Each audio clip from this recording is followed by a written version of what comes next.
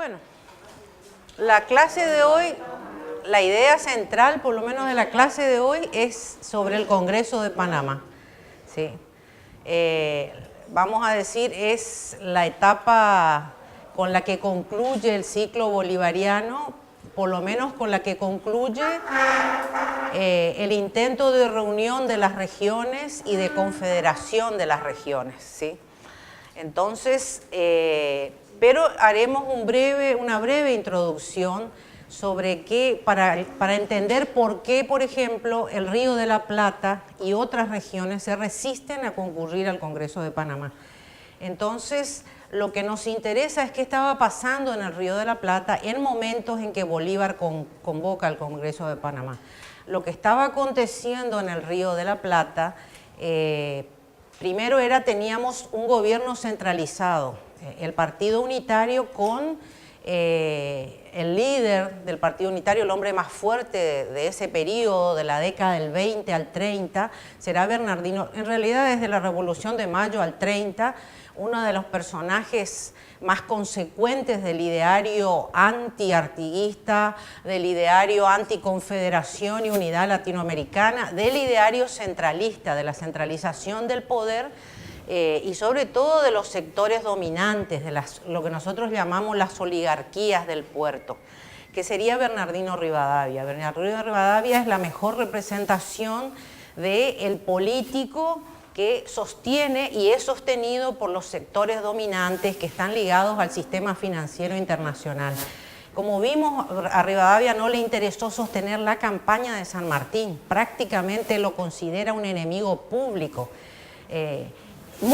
Rivadavia es un digno representante, él y el ministro de Economía de aquella época, otro hombre muy consecuente con sus ideas, que es Manuel García, sería ministro de Hacienda, se le llamaba en ese contexto, van a ser los más dignos representantes de lo que sería cumplir al pie de la letra los dictámenes de la diplomacia británica en el Río de la Plata, ¿sí? Hombres como ellos se van a repetir sistemáticamente en todas las grandes capitales de Iberoamérica en el mismo momento en que está concluyendo la lucha por la emancipación. San Martín le fue útil hasta el momento antes de terminar su gran campaña libertadora. A partir de ese momento empiezan a socavar la imagen de San Martín. Todavía él teniendo altos cargos y siendo libertador de Chile y Perú, lo mismo le sucederá a Bolívar, a Monteagudo, a Sucre. Esa era un poco, permanentemente tuvieron que pelear por expulsar al español, pero sobre todo, para lo que no estaban preparados era para pelear con sus propias oligarquías, ¿sí? Que fueron los sectores más consecuentes con respecto al pensamiento de concentrar la riqueza, el capital y los privilegios en las clases que nosotros llamamos oligarquías. Es decir, las oligarquías serían, en el caso del Río de la Plata, los hacendados, ¿sí? Y los comerciantes que concentran gran cantidad de tierras, que al mismo tiempo están ligados a los grandes patriciados del interior, ¿sí? Que en el caso del Río de la Plata predominan los hacendados, en el caso del Alto Perú van a predominar, como en Chile, grandes mineros, siempre ligados a sectores comerciantes. Entre estos sectores van a conformar los partidos políticos más fuertes que representarán a lo que acá nosotros llamamos los unitarios. En distintas capitales como en Lima, en Perú, en Caracas, en Lima, en Caracas, en Santiago y en Buenos Aires vamos a tener este partido de la oligarquía, que generalmente a nosotros los conocemos como unitarios en la Argentina, y que también se encargaron de fragmentar y acelerar el proceso de las independencias, socavar la imagen, pero sobre todo el ideario de los grandes emancipadores que intentaban conformar una confederación de estados. Y lo primero que hacen es la urgencia de estos sectores de poder, una vez que los emancipadores hicieron el trabajo pesado de liberarnos del ejército y la ocupación militar española, era inmediatamente firmar tratados de comercio. Los tratados de comercio con Gran Bretaña se suceden sistemática y reiteradamente a lo largo de todas las capitales más importantes de Iberoamérica, donde el Imperio Británico consideraba que era vital tener tratados de libre comercio porque eran puntos claves de Iberoamérica, ¿sí? Uno de esos puntos clave sería el Río de la Plata, considerado, como dice Ramos, en el momento de la independencia o en el momento de las luchas libertarias, era de todas las capitales que ya habían dado el grito de libertad, la más rica en cuanto al financiamiento. Sí, no, por favor, adelante. En realidad estábamos haciendo un introito esperándolo a usted nomás. Así que... Pero bueno, esa es la idea, mostrar cómo ese sector de poder se convierte necesariamente en un partido político y en un poder político dominante, que va a ser el partido que sistemáticamente va a confrontar con las regiones del interior cada vez que haya regiones que decidan o les parece que están siendo destruidas sistemáticamente todas las economías regionales. Entonces, en la década del 20, cuando Bolívar decide convocar al Congreso de Panamá, estábamos con el Partido Unitario, con Rivadavia. En realidad Rivadavia sigue las demandas del sistema británico. Él nunca ocupaba el cargo oficial, salvo en los momentos que eran necesarios y clave. Él siempre estuvo de ministro de gobierno de distintos gobernadores. Y al lado de él, el ministro de Hacienda, que era Manuel García, los dos. Y al mismo tiempo Rivadavia también ocupaba el cargo de ministro de Relaciones Exteriores. El ministro de Gobierno es como un primer ministro, el que le asesora al gobernador. La cara visible caía cada vez que había una crisis, el que quedaba era el ministro de Gobierno Rivadavia. Él tenía el cargo también de ministro de Relaciones Exteriores, el que tendía el puente con el sistema financiero británico. Y el que firmaba los convenios era su socio Manuel García. Ellos permanecieron a lo largo de por lo menos 2-3 décadas, desde la Revolución de Mayo hasta, inclusive Rivadavia tuvo que salir huyendo en determinado momento. Manuel García pasó y terminó sus días cómodamente en su cama. Llegó inclusive a tener la astucia de trabajar no solo para los gobiernos unitarios, sino también para los gobiernos federales. Tal era la capacidad de este hombre y al mismo tiempo los lazos que tenía con el sistema financiero, que fue convocado por el mismo Juan Manuel de Rosas para ser de ministro de Hacienda. En determinado momento rompe relaciones con Rosas y se retira de la vida pública, pero lo que nos interesa de ellos es que cuando Bolívar llega a la convocatoria al Congreso de Panamá, lo que encuentra acá el enviado plenipotenciario de la Gran Colombia es un gobierno absolutamente indiferente, una vez más, a los destinos de esta convocatoria, pero fundamentalmente que tenía el gran argumento de que en ese momento el gobierno nacional estaba enfrentado con todas las provincias del interior. El panorama de las Provincias Unidas en ese momento eran muchísimas provincias levantadas en armas, unas contra otras. Había provincias unitarias que adherían a la política de Rivadavia en la capital, que a su vez eran utilizadas como cuñas, digamos, para acicatear a las provincias federales. Estaban las provincias federales que se enfrentaban al gobierno central, y ese fue el argumento de Rivadavia para decirle al embajador plenipotenciario que no era el momento oportuno para que él apoyara una idea semejante, que de todos modos él iba a consultar a ver si era oportuno mandar un observador. ¿Con quién iba a consultar Rivadavia? Con sus asesores financieros y políticos.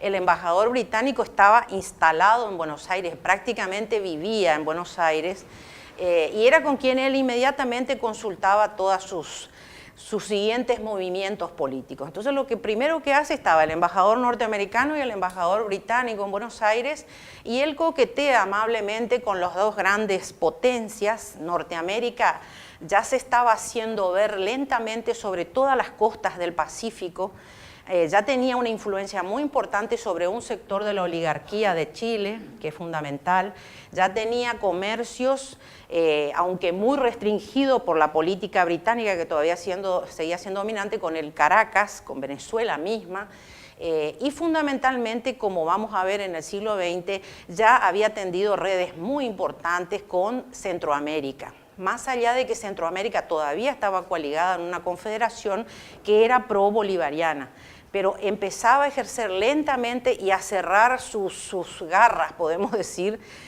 sobre una de las regiones que mayor ocupación tuvo Estados Unidos de muy temprana época, que sería el Caribe.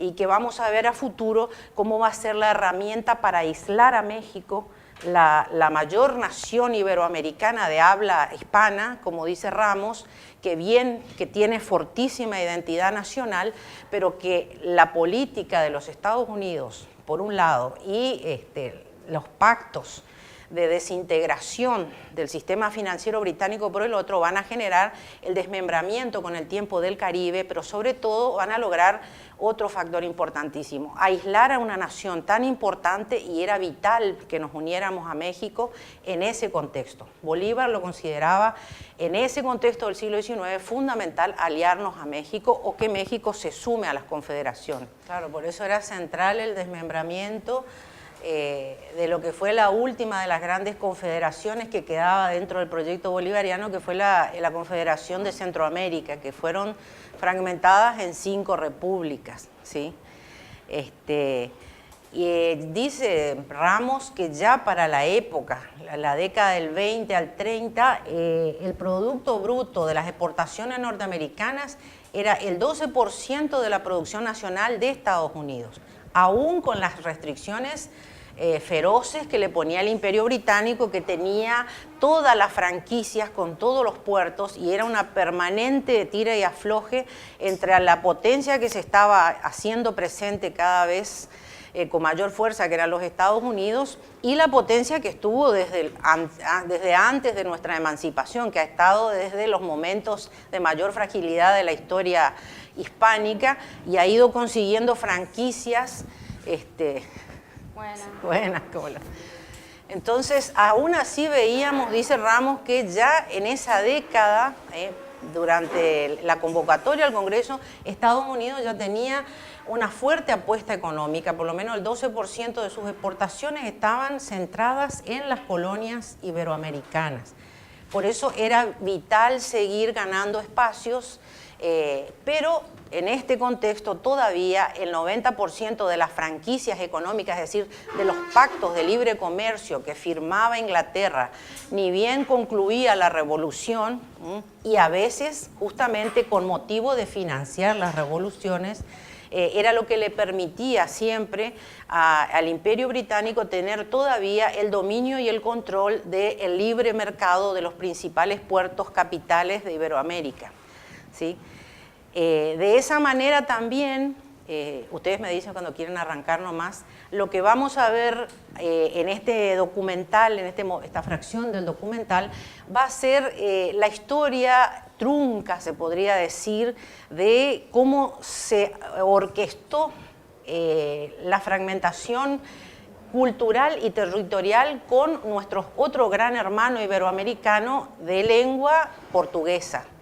Cómo ya desde el famoso Tratado de Methuen de 1700, en que Inglaterra colabora con la secesión o la fragmentación de la península ibérica en una lucha una lucha dinástica por quién tenía que controlar la corona en la península ibérica, Inglaterra colabora con la independencia, podríamos decir, de Portugal. Portugal, al haber recibido ese apoyo, queda de por vida, firma tratados de libre comercio con Inglaterra. Inglaterra obtiene las franquicias prácticamente impone de por vida que Portugal sea un país que esté obligado a comprar todas las manufacturas producidas por el sistema industrial británico. Y siempre cuenta Cabral, si bien lo reitera Ramos, pero me quedará en la memoria por siempre, con una gran ironía, pero era verdad, el famoso tratado. A cambio de eso, los británicos le aseguraban comprar de por vida los vinos portugueses. Hasta el día de hoy nosotros no sabemos, no está instalada en la cultura británica el tomar vino, pero quedó como que a perpetuidad, y ese era el intercambio que proponían los británicos. El portugués resigna para siempre, habiendo sido una de las naciones pioneras en investigación y navegación y cartografía, mucho antes que las otras regiones de la península ibérica, decide postergarse y paga el precio fatal que con el tiempo vamos a ver cómo esa separación histórica y cultural que se traza entre los portugueses y los españoles va a ser trasladada a la conquista y la colonización de América. Y eso es lo que va a servir, y va a ser la herramienta, una de las tantas herramientas, pero una de las muy poderosas de la diplomacia británica para generar un vacío, digamos, o un aislamiento que impone a partir de la instalación de la corona portuguesa en lo que sería el Imperio del Brasil, o el Imperio de Portugal y Brasil. Y de qué manera se va a ir construyendo la historia del Brasil, va a ir expandiendo sus fronteras, siempre acompañada de las políticas y la diplomacia que genere un quiebre permanente con los demás territorios coloniales hispanoparlantes. Eso nos va a servir después de pie como para dar una conclusión final sobre para qué sirvió, para qué sirve, digamos, esta política de integración que pareciera que quedó trunca en el periodo de Bolívar y se retoma cuando se vuelve a las políticas, irónicamente en la década del 90, a intentar integrarnos con Brasil, con Paraguay y con Uruguay a partir del proyecto Mercosur. Acá continuamos otra vez. Acá va a haber una breve introducción sobre, justamente para explicar cómo se diseña la política de aislamiento entre las dos grandes potencias iberoamericanas, la de habla portuguesa y las demás regiones de habla hispanoparlante, digamos. ¿Y qué función cumple eso dentro de la diplomacia británica de fragmentación, balcanización y precisamente impedir cualquier forma de conformación de una coalición o generalmente de una confederación que sobre todo le limitara las franquicias al poder británico. Acá lo que estuvimos viendo es conceptos que se le van a pedir en la evaluación reiteradas veces. Uno de los conceptos esenciales es el concepto de balcanización. ¿Sí? Que yo le pido que busquen en los diccionarios que generalmente van a recurrir de internet para comparar con el concepto de balcanización que da Abelardo Ramos, ¿sí? Porque uno es el concepto genérico de balcanización y otro el que utiliza el pensamiento de la izquierda nacional y la izquierda social latinoamericana, ¿sí? Y por qué se compara la fragmentación de los países de la Europa del Este con la fragmentación. ¿Qué fuerzas, qué intereses, qué potencias actúan para fragmentar esos territorios? ¿Y para qué nos interesa mantener territorios que son claves, mantenerlos permanentemente enemistados y fraccionados? Quiere decir que si esos territorios permanecieran unidos, serían una alternativa geopolítica en contra de las grandes potencias. Entonces, ese es un concepto central que se maneja acá, el de la balcanización. Y dentro de la teoría de la balcanización, como dice Ramos, una de las obras maestras de la diplomacia británica fue crear o inventar la independencia de la banda oriental, convertirla en una república independiente. No sé si se llegó a entender, porque por ahí va más rápido, las alternancias que hubo para que la banda oriental no se desprendiera de las Provincias Unidas. Primero es absorbida por el Imperio del Brasil. El Imperio del Brasil está siendo siempre asistido política y financieramente por el financiamiento militar y económico del Imperio Británico. El 90% de los soldados del Imperio portugués son británicos. Y por supuesto el financiamiento que le llega a Pedro II de las principales costas atlánticas, que es lo que dice Alberto Metol Ferreste, extraordinario investigador, que al Imperio Británico le interesaba mantener los vínculos con la mayoría de nuestros puertos porque eran los puertos mercantes ultramarinos. Lo que no le interesa al Imperio Británico es que ni el Imperio de Portugal y Brasil ni el principal puerto del sur, que sería el puerto del Río de la Plata, tengan la mayoría del control de los puertos atlánticos. Por eso le interesaba crear un estado tapón o una cuña para que permanentemente, y eso no es una política que la desarrollan únicamente en Latinoamérica, donde estuvo el Imperio Británico en distintas regiones del mundo, se replica esa política de crear los estados tapones. El estado tapón cumple la función de estar en una región fronteriza, ser un desprendimiento de una de las dos grandes regiones geopolíticas para que permanentemente sea un Estado que genere conflictos entre dos grandes naciones que si se unieran y se coaligaran, probablemente llegaran a la conclusión de que no es necesario estar dependiendo de una potencia extranjera. Entonces, la provincia o la banda oriental del Uruguay, la tierra patria, digamos, que dio origen al caudillo Artigas, fue una de las grandes herramientas que utilizó la diplomacia británica y se sirvió, por un lado, presionando al gobierno de Brasil, porque cuando es vencido en la guerra Brasil por las Provincias Unidas, que aún estando en guerras entre sí las provincias, había provincias unitarias, provincias federales, las provincias federales enfrentadas con el gobierno unitario, todas se unen en el momento de confrontar en la guerra con el Brasil. Y ahí se nota la diferencia de pelear un ejército que es un ejército extranjero, ¿sí? Un ejército pagado por el extranjero como eran las tropas portuguesas, porque uno dice, ¿y por qué vencieron a las tropas portuguesas?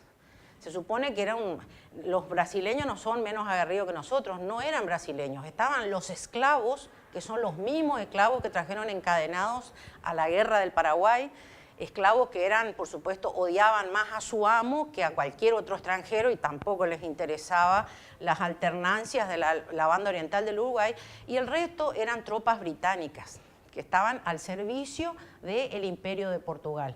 Como son tropas extranjeras, no tienen las mismas motivaciones que tienen las tropas regionales. Las nuestras, peleadas entre sí, entre unitarios y federales, se unen y ganan militarmente la batalla del Brasil. Ahora, cuando llega el momento de la negociación, entra nuevamente en acción, digamos, la diplomacia británica. Como decíamos antes, generalmente Rivadavia iba y pedía consejo antes de tomar ninguna decisión, así como si iba a asistir o no al Congreso de Panamá, qué le parecía a los Estados Unidos, qué le parecía al embajador británico. Son ellos los que después le dicen vamos a poner un observador, no nos interesa nada más que no nos restrinjan las franquicias económicas.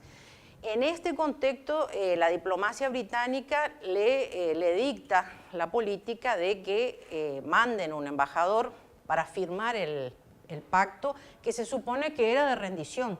Brasil tenía que rendirse. Ahora, el emperador del Brasil, Pedro I, no quería entregar la banda oriental que ellos llamaban la provincia cisplatina. Inmediatamente los británicos empiezan a presionar sobre el embajador y le dice que sí, que si no retira o si no abandonan la provincia cisplatina, le retiran todo financiamiento, le retiran las tropas británicas que peleaban para el Imperio de Portugal y lo iban a tumbar, o sea, iba a haber un golpe de Estado, no sé cómo se un golpe de Estado para tumbar a un monarca, y él, bueno, obligadamente decide ceder. Al mismo tiempo, sobre la política, sobre el embajador unitario, que era José Manuel García, que va a entablar ese convenio de paz, la idea era que recuperaran las provincias, la banda oriental del Uruguay para las Provincias Unidas. Inesperadamente, como dice Ramos, sin embargo, nuestro embajador unitario firma la entrega de las provincias de la banda oriental a manos de los portugueses, después que le vencimos en la batalla. Hay una revuelta general en las Provincias Unidas. Rivadavia, que en el interín de la guerra había hecho un golpe de Estado parlamentario, había sacado al gobernador unitario que no era lo suficientemente unitario para él, y él en un golpe de Estado parlamentario se autoproclama presidente de las Provincias Unidas. A partir de ahí es que tenemos la famosa imagen del sillón de Rivadavia. El periodo de tiempo en que Rivadavia puede estar en el poder dura hasta el momento en que se sabe los resultados de este tratado deshonroso y hay una revuelta general en las Provincias Unidas. Él prácticamente tiene que verse obligado a renunciar, ¿sí? Y le echa rápidamente la culpa a su embajador, que era el ministro de Hacienda, Manuel García, y a los mismos ingleses. Ese fue lo que se llama un suicidio político abiertamente, porque se puede denunciar a tu compañero de campaña, pero nunca a la potencia que te sostiene. Y con eso prácticamente terminan los días de Rivadavia, lamentablemente no las de Manuel García. Pero en ese momento, dice Ramos, así con un poco de sorna, hasta el embajador inglés se tuvo que ir a refugiar en las fragatas inglesas porque el pueblo estaba a degüello contra esa política. De todos modos, ¿qué es lo que le interesaba, como dijimos, al Imperio Británico? Era que las condiciones, que la banda oriental no perteneciera ni al Río de la Plata ni al Imperio de Portugal. Ellos querían necesariamente que lograr la independencia para formar primero esa nueva modalidad, o esa modalidad tradicional, mejor dicho, que era la pequeña república. La patria boba, como decía al inicio Bolívar, es decir, la república fragmentada, un pequeño país que no tiene forma de presentarse ante el concierto de las naciones y mucho menos de las grandes potencias a comerciar y a negociar libremente. Pero fundamentalmente lo que le interesaba al Imperio Británico es que cumpliera el rol de cuña, o lo que también se denomina en el lenguaje político, un país tapón, es decir, el país que va a ser siempre fuente de conflicto, ¿sí?, entre dos grandes regiones que pudieran coaligarse, y si se coaligaran pudieran expulsar a las potencias extranjeras. Y la otra función de tener ese permanente estado tapón que genere conflicto es recurrir a una vieja, digamos, técnica de la diplomacia británica. Cada vez, como pasó en España, que España estaba en un momento de profunda debilidad política, venía el Imperio Británico y lo asistía con su ayuda, ¿sí? Cuando hubo conflictos por el ascenso a la corona, disputas por la dinastía, le asistía y conseguía una franquicia a cambio. Cuando estuvieron invadidos por las tropas francesas, los asistían y obtenían nuevas franquicias en las colonias americanas. Acá lo que se buscaba era eso, tener un foco de conflicto permanente, esta república, ¿sí?, recién nacida, pero que al mismo tiempo, cada vez que ese fuera el foco de conflicto, nuevamente Gran Bretaña era el gran asesor invisible de la política, que evitaba que toda la región se uniera, ¿sí?, y siempre que entraba con sus consejos financieros, lo primero que obtenía era una franquicia mayor, ¿sí?, a mayor tiempo y con mayores, digamos, privilegios, y eso lo hacía terriblemente codependientes a nuestros gobiernos de ese sistema financiero, en tanto y en cuanto no tuvieran una mirada política como el proyecto bolivariano. Por eso es que cuando, vamos a ver ahora, llega el embajador de la República de Colombia, se encuentra con el modelo unitario, se encuentra con todavía Rivadavia en el poder, y él le dice que está indeciso qué va a haber, y después de tener el consejo, tanto del embajador norteamericano como el británico, que van a mandar observadores. Les preocupaba menos que se coaligaran los estados iberoamericanos, que en realidad lo que le preocupaba a los británicos que no fuera a hacer que los norteamericanos tomaran el control de la región. Y a los norteamericanos les estaba preocupando que ya los británicos tenían excesivo control de la región. Después venía el tema de si iban a conseguir y de qué manera que fracasara o no se alcanzaran los objetivos del Congreso de Panamá. Ese es el momento en el que llega el embajador, ¿sí?, que es enviado por Bolívar, que va recorriendo distintos países del sur. En Chile se encuentra con una situación parecida. Hay una oligarquía ya muy proclive hacia los Estados Unidos, ¿sí?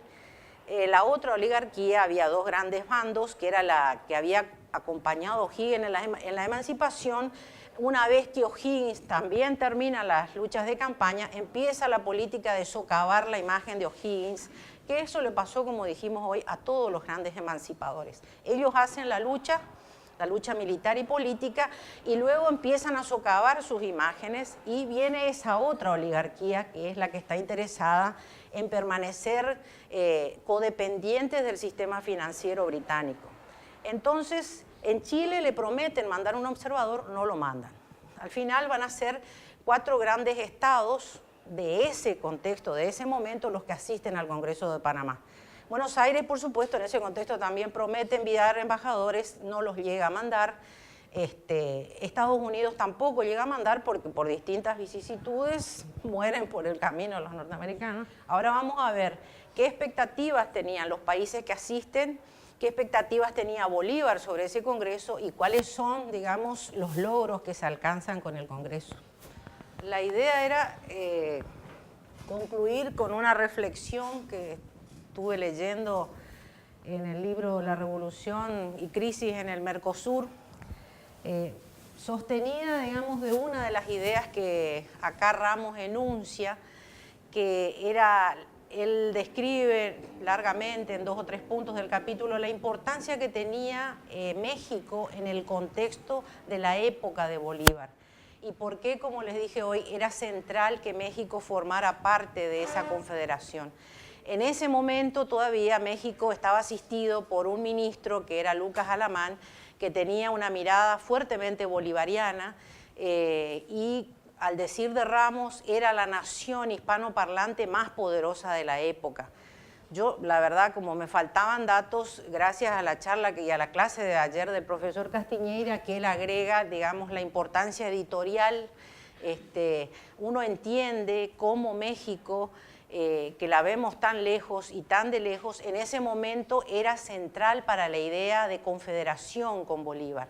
Pero en ese contexto México todavía estaba unida a Sudamérica a través de la gran confederación de las repúblicas de Centroamérica. Con posterioridad a esto vamos a asistir al desmembramiento, ¿sí?, de las repúblicas de Centroamérica y el lento y progresivo avance de las políticas no solo británicas, sino también norteamericanas. Ahora, ¿qué es lo que reflexiona el doctor Cabral sobre un texto de Alberto Metor Ferré, este gran pensador uruguayo?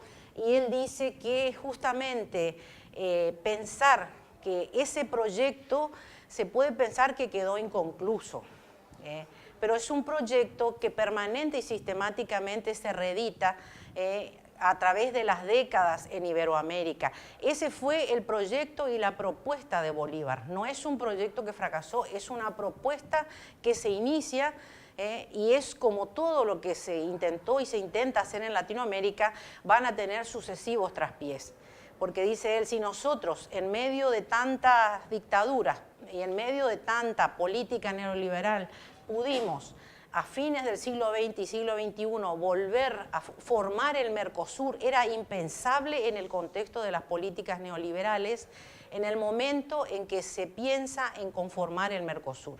Acá teníamos un presidente neoliberal, curiosamente, que era nada menos que Carlos Saúl Menem, y lo que era impensable, dice Alberto Mentol Ferré en la voz del doctor Cabral, era que pudiéramos salvar las distancias con esa otra gran nación iberoamericana que para nosotros es prácticamente desconocida, como dice Ramos, como parte también de las políticas de la diplomacia británica, que es la historia del pueblo de Brasil. Es un pueblo, como dicen, que nosotros tenemos la idea que era un imperio esclavista de punta a punta y de cabo a rabo. Como hemos visto, es uno de los pueblos que, paralelamente a los levantamientos populares de los caudillos del Río de la Plata, por ejemplo, por citar nuestro territorio, hubo por lo menos 5 grandes revueltas populares que fueron hechos verdaderamente multitudinarios en Brasil. Se levantaban constante y sistemáticamente. Han quedado grabados en la historia del pueblo. Los grandes escritores de toda Latinoamérica, no únicamente los brasileños, han retratado algunas de estas grandes epopeyas populares del Brasil en contra de su propio sistema monárquico. Entonces, dice él, tenemos más en común con este país que al que desconocemos casi todo de él, más que en este contexto actual su música, se podría decir.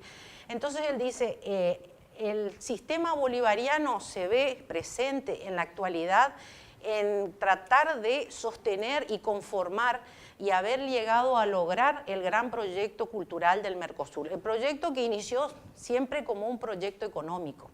El gran desafío era convertir ese intercambio económico, puramente económico, donde siempre íbamos a tener profundas diferencias en el nivel de ganancia, en el nivel de ingreso, en la distribución del territorio, superar eso y pasar al proceso de la revolución cultural. Hay una hermosa poesía que me hubiera gustado traer acá, que encontré en las páginas de internet. Es una poesía del poeta, el gran poeta chileno Pablo Neruda, Premio Nobel de Literatura, que él le dedica a Bolívar. De ahí viene la frase que dice: Bolívar revive cada 100 años. Es un poema larguísimo, está recitado, van a encontrar en varias páginas de internet, hay una en la que recita Chávez y aparece toda la letra del poema, hay otra en la que recitan varios grupos jóvenes culturales de distintos barrios de Venezuela, son distintos proyectos culturales jóvenes, esa está muy linda, la van cantando y la van recitando y van mostrando un poco cómo se desarrolló el proyecto cultural bolivariano en la Venezuela actual. Ahora, yo, como decíamos ayer con Olga y con Magíter Castiñeira, me tomaría el atrevimiento de corregirle a Neruda. Bolívar no revive cada 100 años. Han habido movimientos culturales y sociales después de esta etapa, que pareciera que es un fracaso, sucesivos movimientos. No nos olvidemos que hasta la década del 50 todos los caudillos estuvieron y el modelo federal en la Argentina estuvo levantada en armas para pelear contra el modelo neoliberal de fines del siglo XIX. También es un modelo que queda inconcluso. A principios del siglo XX vamos a asistir a nuevos movimientos populares en Latinoamérica de los que vamos a hablar en sucesivas clases. Por ejemplo, la extraordinaria Revolución Mexicana, absolutamente inédita porque es un formato propiamente latinoamericano el de esa revolución, no toma modelos ni moldes europeos, aunque también en aquella época paralelamente se iba a generar la Revolución Rusa. Este es un formato propiamente criollo, viene de las bases hacia los sectores políticos urbanos, al revés de lo que a veces suelen pasar con otras revoluciones. En la misma época estaba llegando por primera vez a la presidencia y al poder en este país el primer presidente popular que representa a las masas sociales a través de elecciones libres, que sería don Hipólito Yrigoyen. Una vez que viene la primera gran dictadura del siglo XX y que intenta acabar con este modelo de soberanía económica y de inclusión social, van a pasar por lo menos una década hasta que vuelven a reeditarse en la década del 40. La aparición de Perón no es un hecho aislado, va a ser acompañado de otros grandes políticos, pensadores, militares, y así va a seguir sucediendo hasta que llegamos a las instancias actuales. Para todos los que pensamos que estamos en un momento de crisis, estamos en una instancia similar a el desmembramiento, digamos, del proyecto bolivariano. Pero lo que tenemos que pensar es que son instancias en las que cada vez que hay posibilidades abiertas, hay proyectos inconclusos, es porque quiere decir que esos proyectos pueden ser continuados, habrán acabado los ciclos de determinados líderes, pero los líderes no hacen las revoluciones, las historias se hacen, los líderes siempre acompañan a los grandes movimientos de masas, por lo menos esa es un poco la visión que tenemos la mayoría de los que creemos en este modelo político y social. Así que esa era un poco la idea de concluir con este ciclo del Congreso de Panamá. Y vamos a seguir desarrollando, por supuesto, los distintos movimientos sociales e históricos que presentaron y continuaron este proyecto, ¿sí?